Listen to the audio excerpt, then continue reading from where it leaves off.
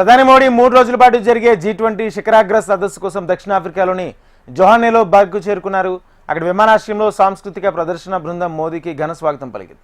ఐక్యత, సమానత్వం, స్థిరత్వం అనే ఇతివృత్తంతో ఈసారి సదస్సు నిర్వహిస్తున్నారు.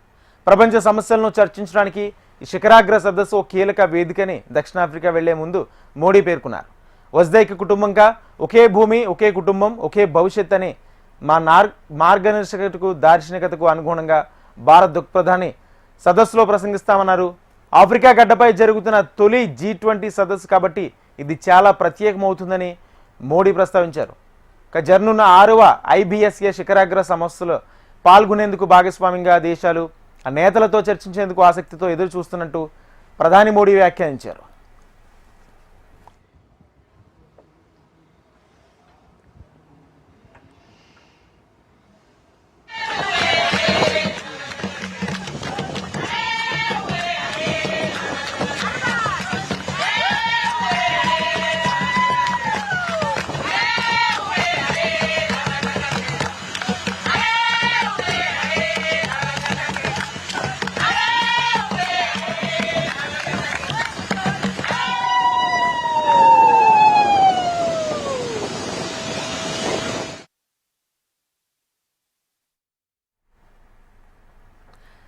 ప్రధాని మోడీ 3 రోజుల పాటు జరిగే G20 శిఖరాగ్ర సదస్సు కోసం దక్షిణాఫ్రికాలోని జోహాన్నెస్బర్గ్కు చేరుకున్నారు. అక్కడ విమానాశ్రయంలో సాంస్కృతిక ప్రదర్శన బృందం మోడీకి ఘన స్వాగతం పలికింది.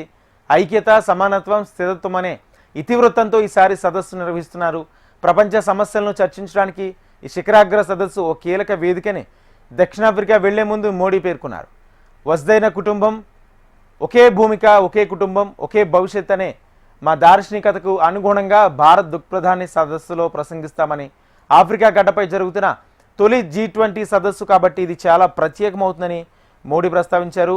జరగనున్న 6వ IBSA శిఖరాగ్ర సమావేశంలో పాల్గొనేందుకు భాగస్వామి దేశాల నేతలతో చర్చించేందుకు ఆసక్తితో ఎదురు చూస్తున్నామంటూ ప్రధాని మోడీ వ్యాఖ్యానించారు.